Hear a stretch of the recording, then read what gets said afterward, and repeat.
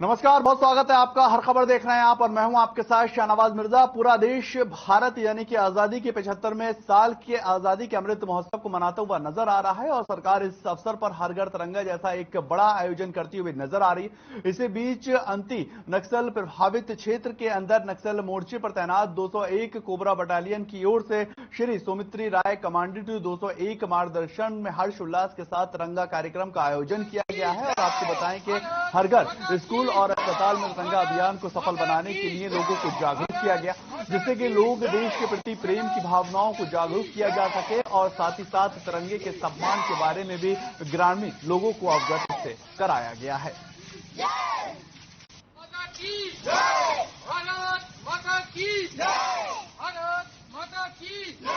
ग्रामीणों को भी तिरंगे का महत्व और आजादी का मतलब समझाया गया है। हर घर तिरंगा अभियान के तहत लोगों को जागरूक किया जा रहा है। जवानों का ये सराहनीय पहल है और लगातार ये कोशिश की जा रही है कि आजादी के 75वें अमृत महोत्सव को पूरा देश बड़े ही धूमधाम से मनाता हुआ और हर्षोल्लास के साथ मनाता हुआ नजर आए। उसको लेकर तमाम लोग जमीनी स्तर पर एकजुट होकर रैलियां निकाल रहे हैं, आयोजन कर रहे हैं और एक बड़े पैमाने पर इसको सफल बनाने का हर कोशिश जो है वो की जा रही है।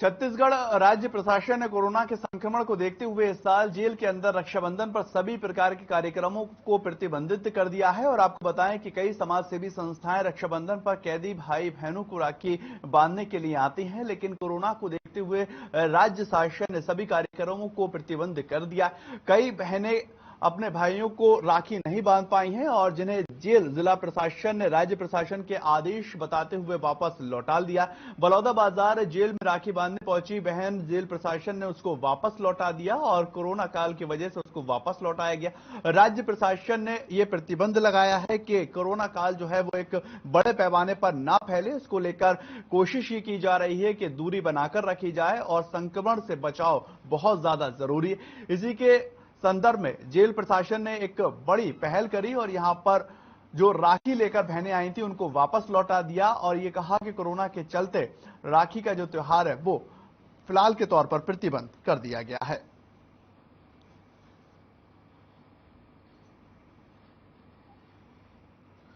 छत्तीसगढ़ राज्य प्रशासन ने कोरोना के संक्रमण को देखते हुए इस साल जेल के अंदर रक्षाबंधन पर सभी प्रकार के कार्यक्रमों पर प्रतिबंध लगा दिया है। आपको बताएं कि समाज सेवी संस्थाएं रक्षाबंधन में कैदी भाइयों को राखी बांधने के लिए आती, लेकिन कोरोना को देखते हुए राज्य शासन ने इन सभी कार्यक्रमों पर प्रतिबंध लगाया है और कई बहनें तो बलौदाबाजार की जेल अपने भाइयों को राखी बांधने पहुंची, लेकिन जेल प्रशासन ने उनको वापस ही लौटा दिया है।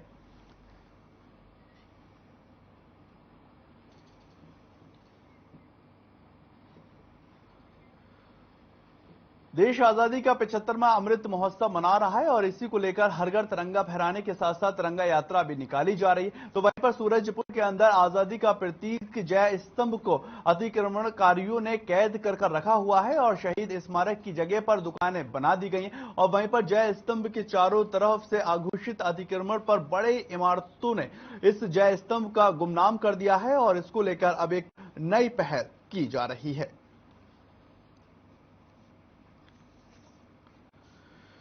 देश आजादी का 75वां अमृत महोत्सव मनाता हुआ नजर आ रहा है, लेकिन बड़ी बात यह रही कि हर घर तिरंगा यात्रा तो निकाली जा रही है, वहीं पर सूरजपुर में आजादी का प्रतीक जय स्तंभ को भी अतिक्रमणकारियों ने कैद कर रख दिया, जिससे काफी ज्यादा लोग जो है वो नाखुश होते हुए नजर आए हैं और शहीदी स्मारक की जगह पर दुकानें बनी हुई नजर आती हैं। ये स्तंभ को चारों तरफ से घेर लेती हैं और अघोषित अतिक्रमण की एक बड़ी इमारत से जय स्तंभ जो है वो गुमनाम होता हुआ नजर आ रहा है।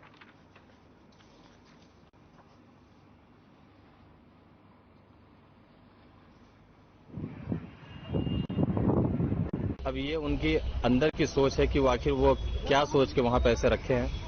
पर ये यदि उनकी सोच इस प्रकार की है तो ये मान लीजिए कि वो राष्ट्र हित के या फिर देश हित के लिए नहीं सोचते। जय स्तंभ के आसपास यदि कोई अतिक्रमण है तो पहले जांच करा लेते हैं कि वो किस मत की भूमि है और किसका अतिक्रमण है। यदि ऐसा होगा और अतिक्रमणकारियों को वहाँ पे यदि किसी पट्टी की पात्रता नहीं होगी और इलीगली वो वहाँ पे ऑक्यूपाइड हैं तो उसको हम लोग हटाने के लिए कार्रवाई चालू करेंगे।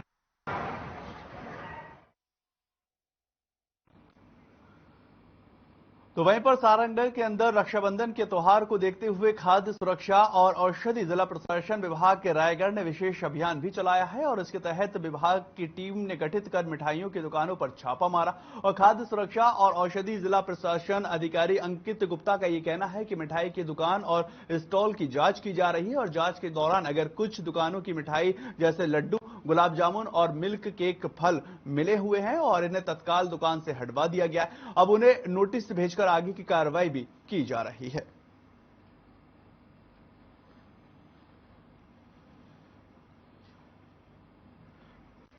सारनगढ़ के अंदर रक्षाबंधन के त्योहार को देखते हुए खाद्य सुरक्षा और औषधि जिला प्रशासन विभाग रायगढ़ ने एक विशेष अभियान चलाया और इसके तहत विभाग ने टीम गठित कर मिठाई की दुकानों पर छापा मारा है और वहीं खाद्य सुरक्षा और औषधि जिला प्रशासन अधिकारी अंकित गुप्ता का भी ये कहना है कि मिठाई की दुकान और स्टॉल की जांच की गई है। जांच के दौरान कुछ दुकानों की मिठाई जैसे लड्डू, गुलाब जामुन और मिल्क केक फेल हुए हैं और साथ ही साथ इन्हें तत्काल दुकान से हटवाया गया। अब उन्हें नोटिस भेजकर आगे की कार्रवाई भी जो खाद्य सुरक्षा और औषधि जिला प्रशासन है वो करता हुआ नजर आ रहा है।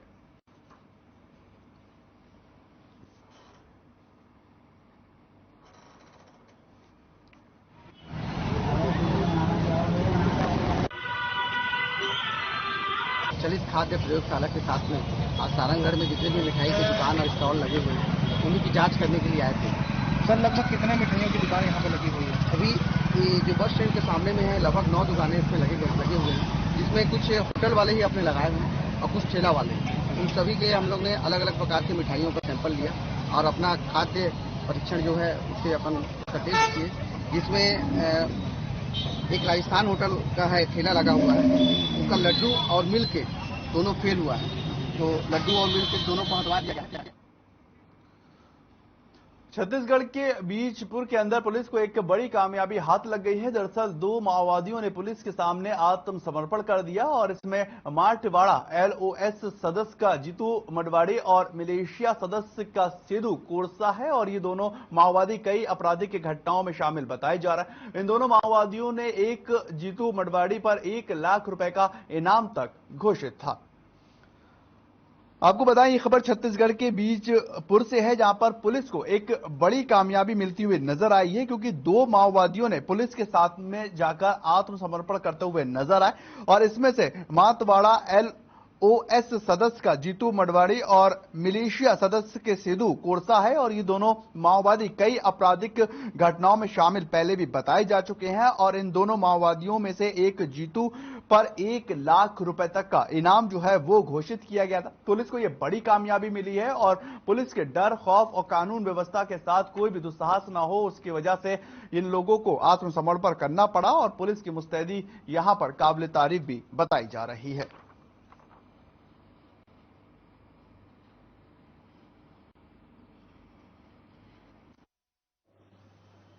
माओवादी संगठन की खोखली विचारधारा से त्रस्त होकर आज दिनांक 10/8/22 को जिला बीजापुर में 1 लाख के इनामी नक्सली जीतू मंडावी, जो कि मारटवाड़ा LOS सदस्य के रूप में कार्य कर रहा था, एवं सेदू कोरसा जो मनकेली मलेशिया सदस्य के रूप में कार्य कर रहा था।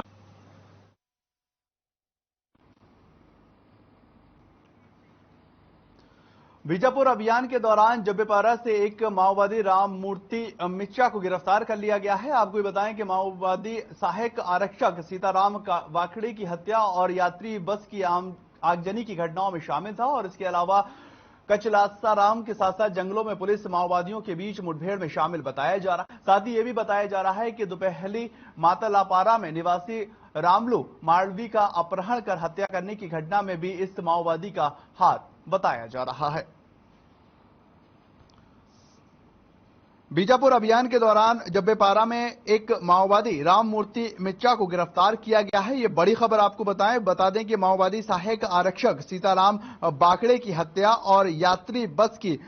आगजनी की घटनाओं में भी शामिल है। इसके अलावा कचलारम के जंगलों में भी पुलिस माओवादियों के बीच मुठभेड़ में ये शामिल रहा है और साथ ही साथ ये भी बताया जा रहा है कि दोपहली मातलापारा के निवासी रामलू माड़वी का अपहरण कर हत्या करने की घटना भी इस माओवादी का हाथ बताया जा रहा है। ये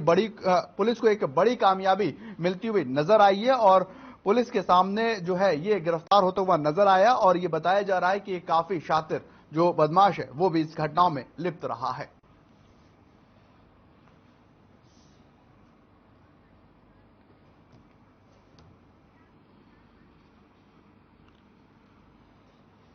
बीजापुर अभियान के तहत ये जब्बेपारा से एक माओवादी को गिरफ्तार जो है वो पुलिस ने किया है और सहायक आरक्षक सीताराम की हत्या के साथ साथ बस को आगजनी करने की घटना में भी ये शामिल रहा है। इसको लेकर पुलिस काफी वक्त से एक सक्रिय प्रयास करती हुई नजर आ रही थी और एक बड़े पैमाने पर अभियान चलाती हुई नजर आ रही, लेकिन अब जाकर बीजापुर पुलिस को एक बड़ी कामयाबी मिली है और इसकी गिरफ्तारी जो है वो हो चुकी है। अपहरण कर हत्या की घटनाओं में भी इस माओवादी के हाथ होने का जिक्र जो है वो पुलिस करती हुई नजर आ रही है और काफी वक्त पहले से पुलिस इसकी गिरफ्तारी और इसको पकड़ने के लिए लगातार कोशिशें करती रही है।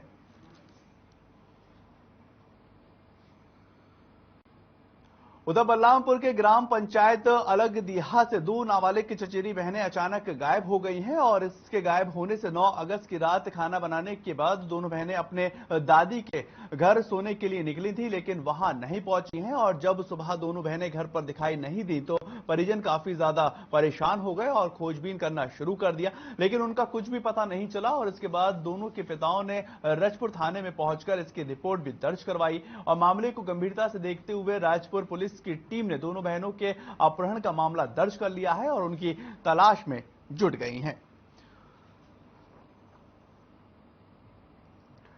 बलरामपुर के अंदर ग्राम पंचायत अलग दिहा से 2 नाबालिग के चचेरी बहनों के गायब होने से एक माहौल जो है वो गर्म होता हुआ नजर आया और लोग जो है वो परेशान होते हुए भी दिखाई दिए। अचानक गायब होने से लोगों के अंदर नाराजगी भी बढ़ती हुई नजर आ रही है। 9 अगस्त की रात का ये पूरा मामला है। खाना खाने के बाद दोनों बहनें अपनी दादी के घर सोने के लिए निकली थी, लेकिन वहां ये खबर मिली है कि वो वहां नहीं पहुंची हैं और जब सुबह दोनों बहनों को खोजबीन की गई, जब पूछताछ की गई तो उनका कुछ भी पता नहीं चला, जिससे परिजन काफी ज्यादा परेशान हो गए हैं और वो पुलिस के पास गए। उसके बाद पुलिस ने अपहरण का जो मामला है वो दर्ज कर लिया है। आगे की तफ्तीश जो है वो पुलिस करती हुई नजर आ रही है और मामले की गंभीरता को देखते हुए पुलिस की टीम का गठन भी कर दिया गया है और दोनों बहनों के खोज निकालने के लिए लगातार प्रयास जो है वो पुलिस करती दिखाई दे रही है।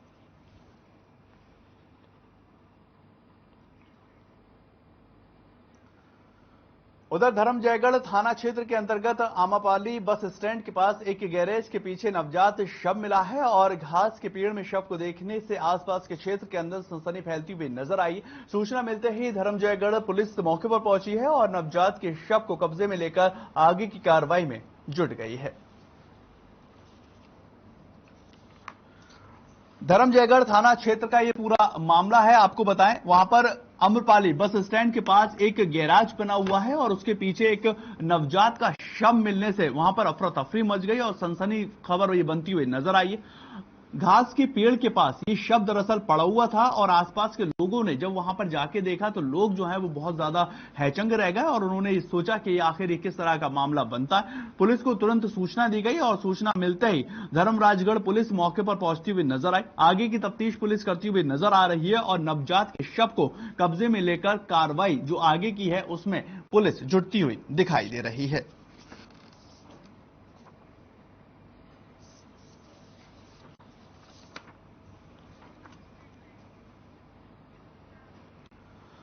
उज्जैन के अंदर भारतीय जनता पार्टी युवा मोर्चा के राष्ट्रीय अध्यक्ष तेजस्वी सूर्या मंदिर में दर्शन करने के लिए पहुंचे थे, लेकिन भारतीय जनता पार्टी के कार्यकर्ताओं का चेहरा दिखाने की होड़ जो है वो लगती हुई नजर आई और सारे कार्यक्रम के बीच में हंगामा भेंट चढ़ता हुआ भी दिखाई दिया है। और यह आरोप है कि हंगामा कर रहे भारतीय जनता पार्टी के कार्यकर्ता नंदी हॉल में घुस गए और मंदिर में मौजूद गार्ड के साथ मारपीट किए और नंदी हॉल के पास लगे बैरिकेड भी गिरा दिए गए और पुलिस ने मंदिर समिति की शिकायत के ऊपर विक्रम और राघवेंद्र सहित अन्य कार्यकर्ताओं के खिलाफ केस दर्ज कर लिया। पुलिस ने इस पूरे मामले को लेकर सीसीटीवी फुटेज और सिक्योरिटी गार्ड द्वारा बनाए गए वीडियो के आधार पर 1 दर्जन आरोपियों की पहचान करने का दावा पुलिस करती हुई नजर आ रही है और पुलिस का भी ये कहना है कि जो लोग हंगामा करने वाले आरोपी हैं उनके खिलाफ सख्त से सख्त कार्रवाई और जल्द से जल्द कार्रवाई की जाएगी। ये तस्वीरें आप उज्जैन की देख रहे हैं। उज्जैन महाकाल मंदिर की हैं, जहां पर भारतीय जनता पार्टी की युवा मोर्चा के राष्ट्रीय अध्यक्ष तेजस्वी सूर्या मंदिर में दर्शन करने के लिए पहुंचे थे, लेकिन भारतीय जनता पार्टी के कार्यकर्ताओं के चेहरे दिखाने की होड़ जो है वो लगती हुई नजर आई, जिसमें हंगामे के भीड़ ये पूरा कार्यक्रम चढ़ता हुआ नजर आया। और आरोप यह है कि भारतीय जनता पार्टी के कार्यकर्ताओं ने नंदी हॉल में घुस गए और मंदिर में मौजूद गार्ड के साथ भी मारपीट की। और आपको यह भी बताएं कि नंदी हॉल के पास लगे बैरिकेड को भी गिराया गया है और ये बड़े पैमाने पर हुड़दंग करते हुए नजर आए। पुलिस ने मंदिर समिति की शिकायत पर विक्रम और राघवेंद्र सहित अन्य कार्यकर्ताओं के खिलाफ केस दर्ज कर लिया है। आगे की तफ्तीश पुलिस करती हुई नजर आ रही है और पुलिस इस पूरे मामले के अंदर मंदिर में लगे सीसीटीवी फुटेज के हिसाब से और सिक्योरिटी गार्ड के द्वारा बनाई गई वीडियो के आधार पर आगे की तफ्तीश करती हुई नजर आ रही। एक महत्वपूर्ण बात इस समय यह है कि आधा दर्जन से ज्यादा आरोपियों की इसमें पहचान कर ली गई है, यानी कि पुलिस जो है वो इस बात का दावा कर रही। पुलिस का यह भी कहना है कि वो हंगामा करने वाले लोगों के खिलाफ जल्द से जल्द कार्रवाई करेगी और जो भी सख्त से सख्त कार्रवाई हो सकती है पुलिस करती नजर आएगी।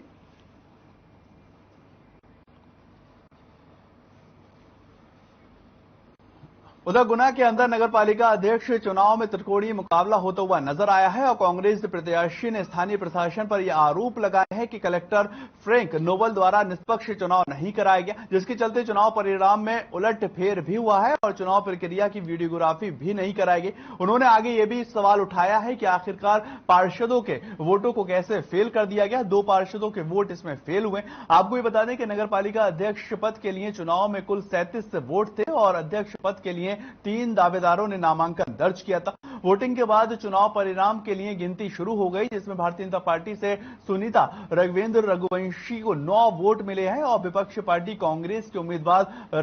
रजनीश शर्मा को 13 वोट प्राप्त हुए और निर्दलीय भारतीय जनता पार्टी के समर्थक से प्रत्याशी सविता अरविंद गुप्ता को 13 वोट मिलते हुए नजर आए हैं और इस चुनाव में 2 वोट अवैध भी पाए गए हैं।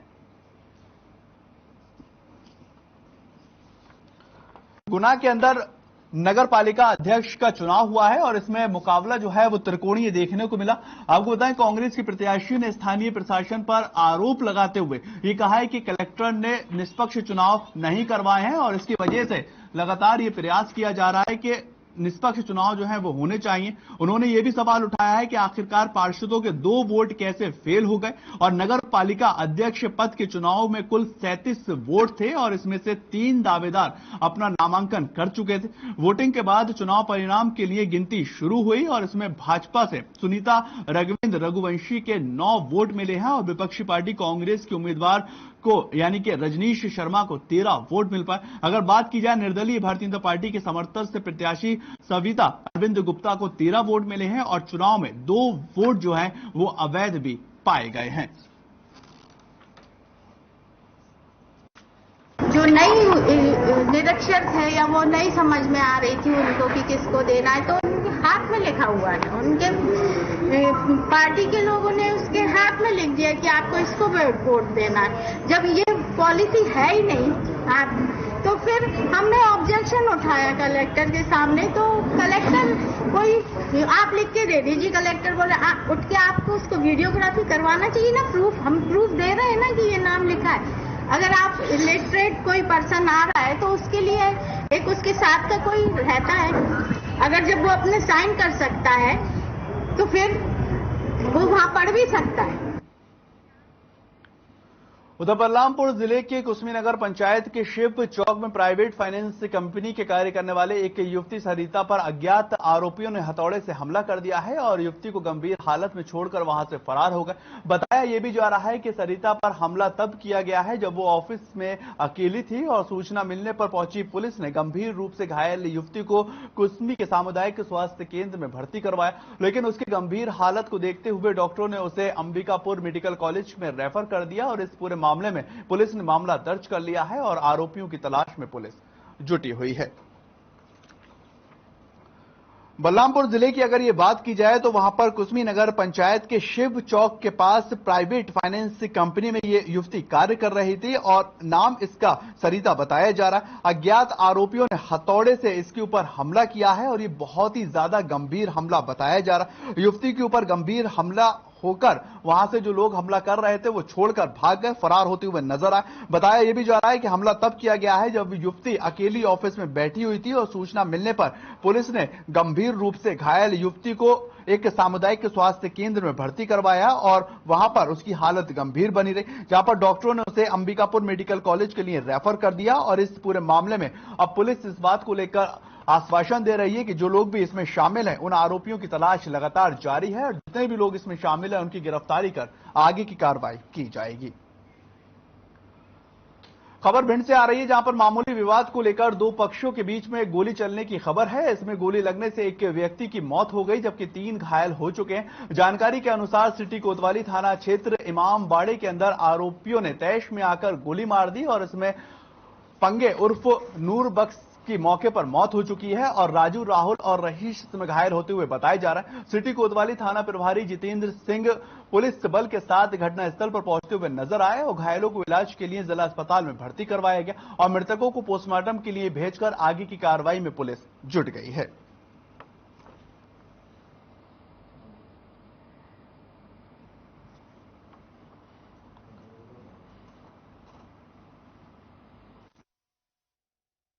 मेरा भाई एक छोटा पागल है, भांजा मारा तो उससे बच्चे को थोड़ी सी लड़ाई भाई, तो मैंने ये कहा है भैया अगर इन लोगों ने मारी है तो तुम मेरे भाई को मान लो, मैंने इतनी कहा तुम भाई बल्ला कर लो और क्या कह सकते। इमामबाड़े में जो ताजिए लगे थे तो उसका टेंट खोल रहे थे, उस टेंट खुलने के ऊपर से बच्चों का झगड़ा हो गया था, जिस पर से ये आरोपी जो थे उन्होंने इन्हीं के बगल में जो रहते हैं पंके खान, उनके ही परिवार में ये झगड़ा हुआ था तो उन्होंने ये फायरिंग कर दी थी, जिससे एक की मृत्यु हो गई है और एक घायल है और भी 2 घायल हैं उसमें, लेकिन उनके उधर सावन के महीने में ही बलरामपुर जिले के अंदर बरसात नहीं होने से किसान बेहद परेशान होते हुए नजर आ रहे हैं और ऐसे में छत्तीसगढ़ के मुख्यमंत्री भूपेश बघेल ने इस पूरे संभाग को लेकर सूखाग्रस्त घोषित कर दिया और अधिकारियों को नजरी नक्शा आकलन करने के भी निर्देश पारित कर दिए गए हैं। और इस कड़ी में प्रदेश के कृषि डायरेक्टर एवं गोधन न्याय योजना के विशेष सचिव बलरामपुर वहां पर पहुंचे और पीडब्ल्यू रेस्ट हाउस राजपुरा में उन्होंने कलेक्टर, पुलिस अधीक्षक, डीएफओ एवं जिला पंचायत सीईओ के साथ मीटिंग ली है और उसमें बातचीत किया। अधिकारियों के साथ कृषि के डायरेक्टरों ने भी वहां पर पहुंचकर निरीक्षण लिया और निरीक्षण के बाद तमाम स्थितियों का जायजा लेते हुए नजर आए। जिला पंचायत सीईओ के साथ मीटिंग ली गई है और उसमें बातचीत की गई है। अधिकारियों के साथ ही कृषि के डायरेक्टर ने गोठान का निरीक्षण करते हुए गांव का पैदल भ्रमण किया है और किसानों से बात की गई है और जो भी जो नुकसान है उसको लेकर आकलन किया जा रहा है।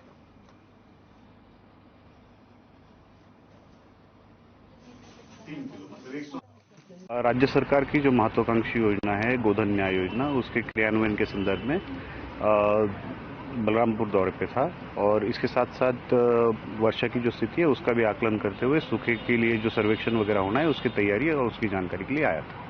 ऑलरेडी यहाँ सूखा घोषित हो चुका है और उसके बाद जो सूखे में जो हम लोगों को सर्वे करना होता है उसकी तैयारी और उसके संदर्भ में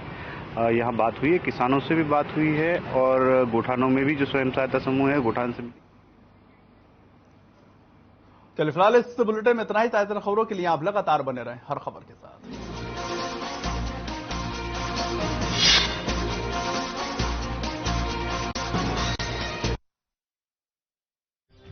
हर बीमारी के